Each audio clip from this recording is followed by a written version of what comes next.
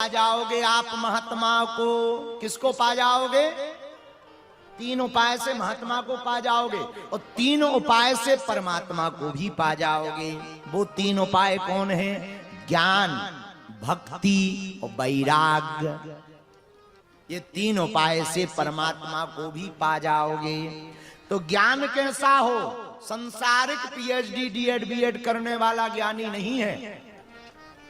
ज्ञानी वो है जिसे ये ज्ञान हो गया भगवान है, भगवान थे और भगवान की सत्ता ही रहेगी, उसको श्रेष्ठ ज्ञानी कहते हैं। तो ज्ञान, भक्ति। भक्ति कैसी हो?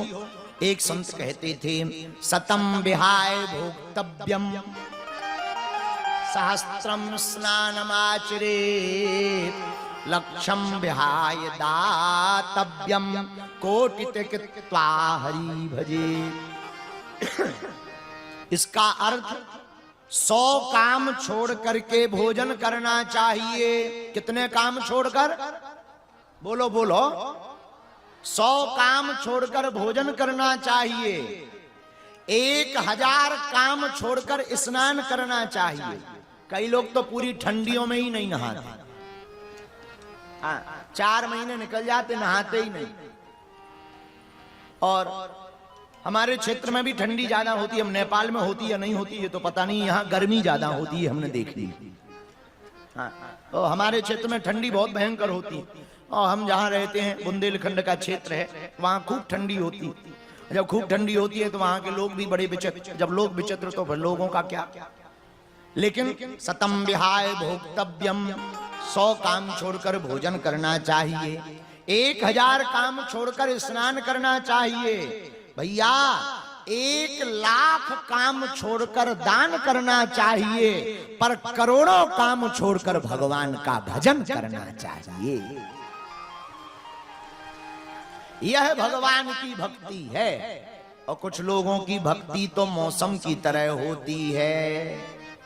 नवरात्रि आएंगी, ओम जय अम्बे गौरी मैया जय श्यामा गौरी।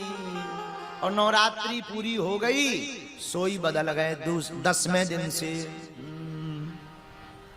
जय बजरंगबली।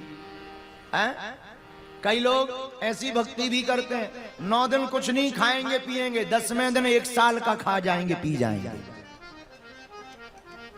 हमने एक बात बोली थी तो कई लोगों को बुरा लग गई थी। अब लग गई है तो पेट की गोली खा लें। देखो हम बोलने से नहीं चूकेंगे, जो बात सत्य है वो बोलेंगे, क्योंकि अगर व्यास पीठ ही सत्य नहीं बोलेगी तो जिम्मेवारी किसकी है? तेरे पढ़ाई का कितना भी। अब गर्मी आ गई, गर्मियों में बड़े बड़े हजारों मुर्गा खाने वाले भी पंछियों को पानी पिलाने का ज्ञान देते हैं कि चिड़ियों को पानी पिलाना चाहिए। जो बड़े बड़े मुर्गा पाते हैं वो कहते हैं चिड़ियों को पानी पिलाना चाहिए।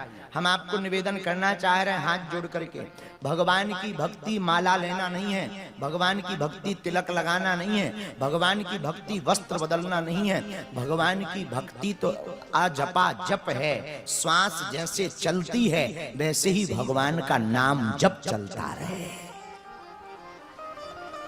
बोलो सीताराम। तो पहला उपाय है ज्ञान, परमात्मा को पाने का। लेकिन ज्ञान से ज्ञानाभिमान आ सकता है, इसलिए ज्ञान में सावधान रहें। दूसरा उपाय है भक्ति और तीसरा उपाय है वैराग्य। क्या उपाय है? वैराग्य। ये वैराग्य क्या है? चरण पादुका छोड़ देने वाला क्या बैरागी हो जाता है? कपड़े छोड़ देने वाला क्या बैरागी हो जाता? कई लोग कच्छा तो त्याग देते हैं, इच्छा नहीं त्यागते, उन्हें बैरागी नहीं कहा जाएगा। कच्छा त्याग करके इच्छा पकड़ने वाले बैरागी नहीं है। बैरागी का मतलब है जिस व्यक्ति ने बुरे कर्मों से वैराग्य धारण कर लिया, बुरे लोगों का साथ छोड़ दिया और सनातन धर्म का विरोध करने वालों को मुंह तोड़ जवाब देना प्रारंभ कर दिया,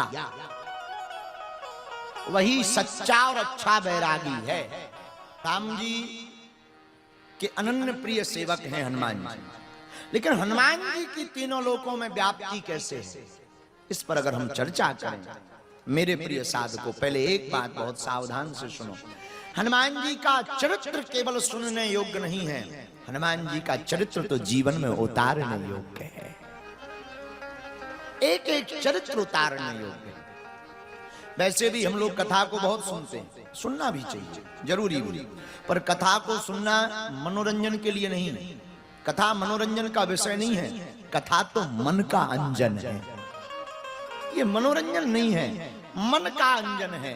ये मन को निर्मल करती है, और जिसका मन निर्मल होता, गोस्वामी जी कहते हैं, वही प्रभु को पाता है। इसलिए मेरे प्रियजनों, आपको भगवान को पाना है तो तन की शुद्धि से ज्यादा मन की शुद्धि बहुत आवश्यक है। हम लोग तन की बहुत शुद्धि करते हैं, तरह तरह की क्रीम पाउडर का सदुपयोग करते, करना चाहिए। सदुपयोग तो नहीं कहेंगे, उपयोग करते, करना भी चाहिए, ठीक है, अच्छा है। भगवान ने जो जो कृपा आप पे कर रखी हो करो, पर तन की शुद्धि से ज्यादा मन की शुद्धि करनी चाहिए। और मन की शुद्धि भगवान की कथा से ही संभव है। कैसे संभव है? बोलो बोलो बोलो। भगवान की कथा से संभव है। बिना भगवान की कथा श्रवण किए मन की शुद्धि असंभव है। जैसे कपड़ा खराब हो जाए, गंदा हो जाए, तो हम लोग सर्फ एक्सेल का उपयोग करते हैं, साबुन का उपयोग करते हैं। उसी प्रकार मन में जब कली पावन के, ये कलयुग के तरह तरह के दोष भर जाएं, राग द्वेष दंभ ईर्षा पाखंड झूठ अन्याय अत्याचार आदि आदि प्रकार के जब यह तरह तरह की गंदगी हमारे मन में भर जाए, तब हमें अपने मन को धोने के लिए भी एक सर्फ एक्सेल का प्रयोग करना चाहिए। उसका नाम है भगवान की कथा।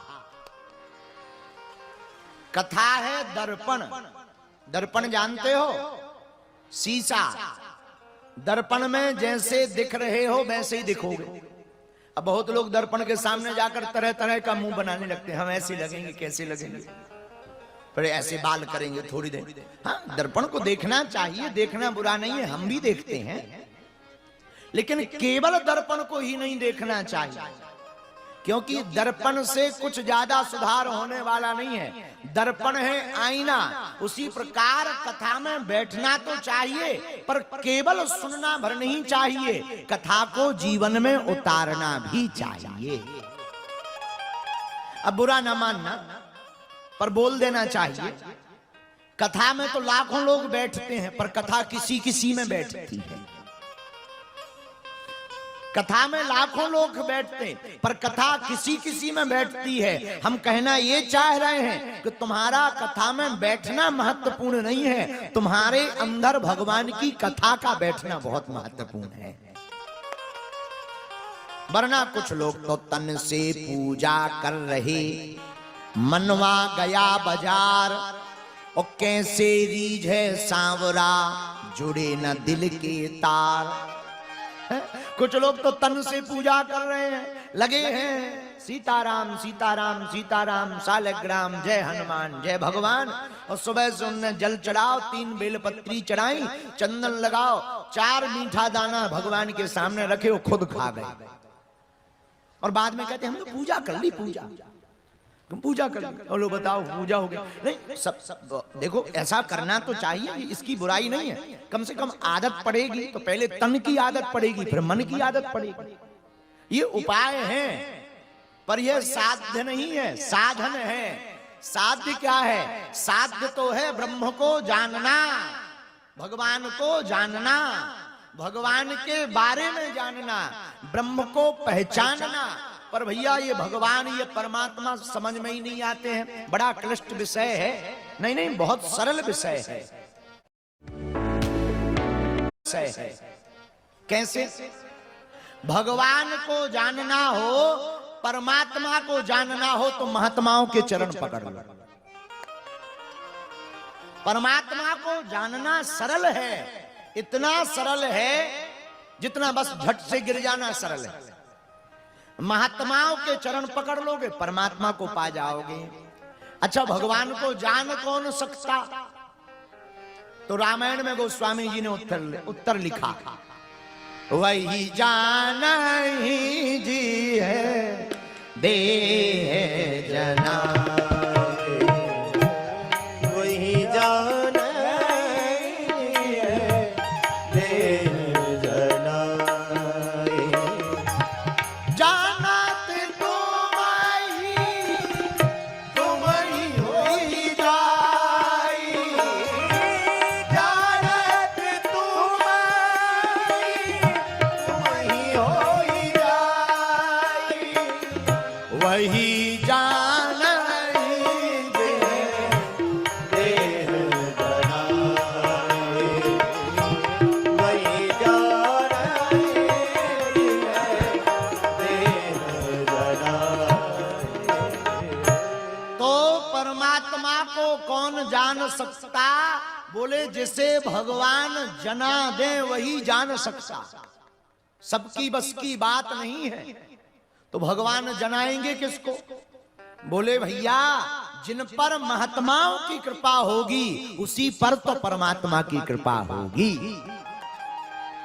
अब महात्मा की कृपा नहीं होगी तो परमात्मा की क्या खाक होगी? जैसे यहाँ के डीएम साहब बैठे सामने, यहाँ तो कुछ और नाम से सीडीओ कहते हैं, यहाँ नेपाल में, हमारे भारत में डिस्ट्रिक्ट मजिस्ट्रेट कलेक्टर कहते हैं, पर नेपाल में सीडीओ साहब कहते हैं। अच्छा, अब इनसे मिलना है तो क्या उपाय है? इनके चपरासी से सेटिंग करो।